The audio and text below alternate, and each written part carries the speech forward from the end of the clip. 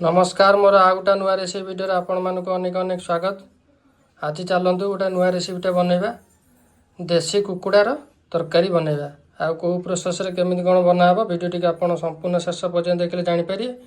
Video T भल लागिले like share कर दे, channel को सब्सक्राइब कर नेबे। एटी देखंतु आमे एटी गोटा देसी कुकुड़ा को त काटिकी भल भाबरे धोइकी एटी रखि नेचु।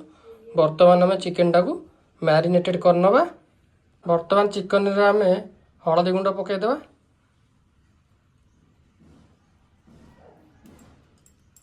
लूण पकईदेवा आधा चामच लूण, अल्प सोरिष तेल पकईदेवा,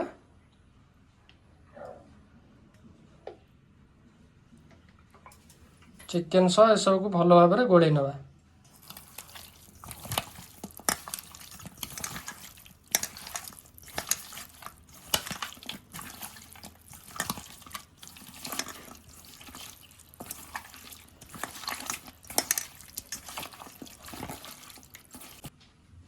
ये देखु चिकेन आमर भल भाव ये मैरिनेटेड सरीगला।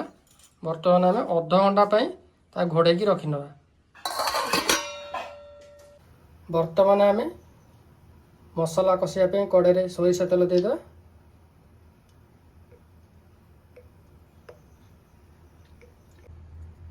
ये देखो तेलटा आम भल भाव ताती आसला।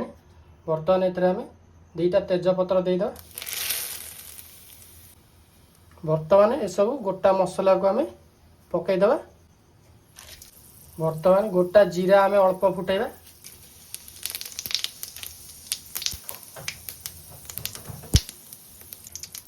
ये देखु गोटा मसलाटा ये बढ़िया भाव फ्राए हो गलानी। ये बर्तमान भल भाव बास्ना आसला। बर्तमान आम चारिटा मीडियम साइज पियाज को आम पूरा पतला पतला साइज काटिक रखी नहीं। तेल देदेवा। पियाज टाक तेल सहित भल भाव मिक्स कर भल भाव गोल्डन ब्राउन कलर हवा पर्यंत फ्राए करिया।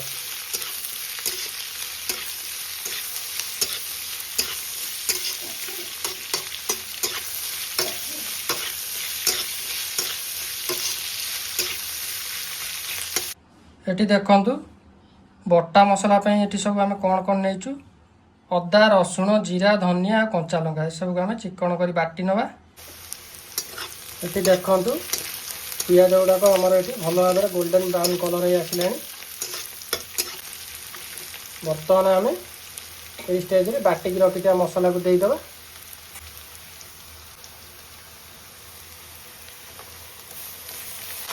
मसलाटा को पियाज सहित आम भल भाव मिक्स करनवा।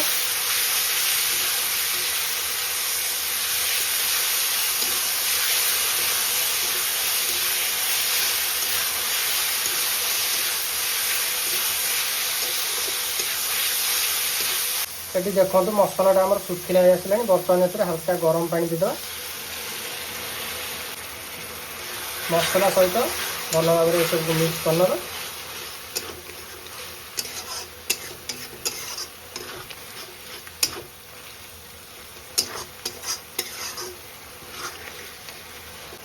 ये देखो बटा मसलाटा को पियाज सहित आम कषियार प्राय आमर 2 ରୁ 3 मिनिट हो गलानी।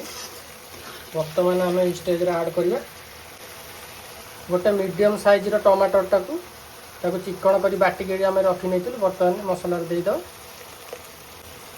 टमाटर बटाटा को मसला सहित आम भल भाव मिक्स करना।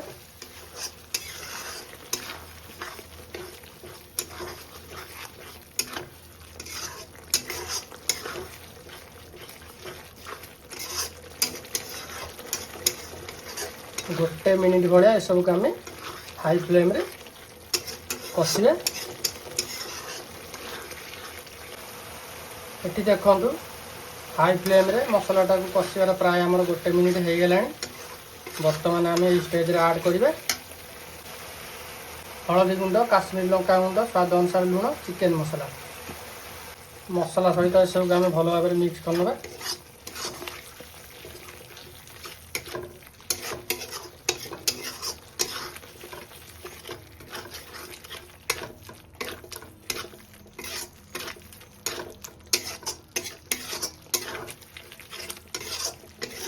बर्तमान मसलार आम हल्का गरम पानी देदेव। मसला सहित गरम पानी टाक आम भल भाव मिक्स करना।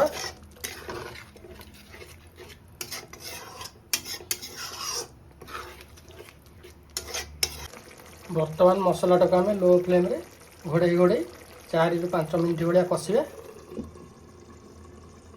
ये देखो लो फ्लेम रे मसलाटा घोड़े घोड़े कषार प्राय आम 4 ରୁ 5 मिनट हो गलानी। एबे घोड़नटा काढ़ी नवा।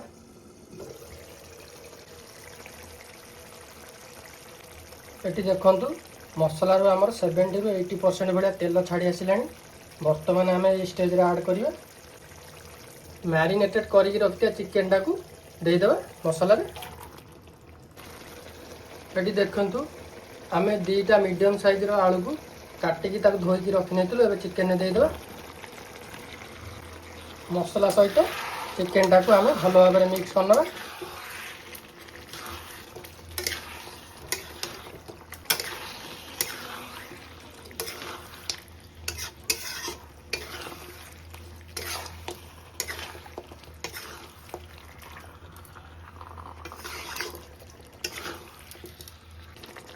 बर्तमान चिकेन आलूटा को मसला सहित घोड़े घोड़े आउ 5 ରୁ 6 मिनट भाया कषा। लो फ्लेम रे ही कषा। ये देखु लो फ्लेम रे चिकेन आलूटा को मसला सहित घोड़े घोड़े कषार प्राय आमर 5 ରୁ 6 मिनट भाया हो गलानी। बर्तमान आम घोड़नटा काढ़ी नवा।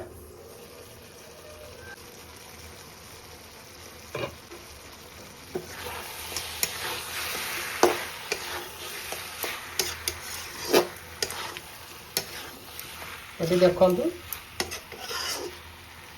चिकेन आलूटा आमर प्राय 60 ରୁ 70% भाया कषि गलानी और सीझी भी गलानी। बर्तमान आम ये स्टेज रे गरम पानी ऐड करदे।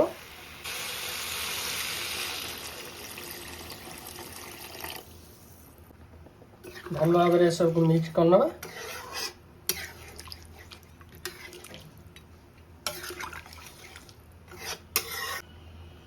ये देखु भल भाव ये मिक्स होगा। बर्तमान आम लो फ्लेम रे गोटे घोड़णी घोड़े देवा पानीटा फुटापी आ बाकी तक चिकेन आलूटा सीझापी। ये देखु चिकेन आलू झोलटा घोड़े रखार प्राय आमर 5 ରୁ 6 मिनट भाया हो गलानी। पानीटा भी देखो ये भल भाव फुटी आसला। बर्तमान आम घोड़नटा काढ़ी नवा।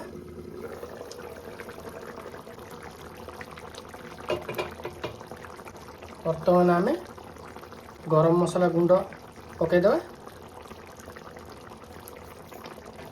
एबे काटिकी रखिया धनिया पत्र को पकईदेवा। चिकेन सहित सब भल भाव आम मिक्स करना।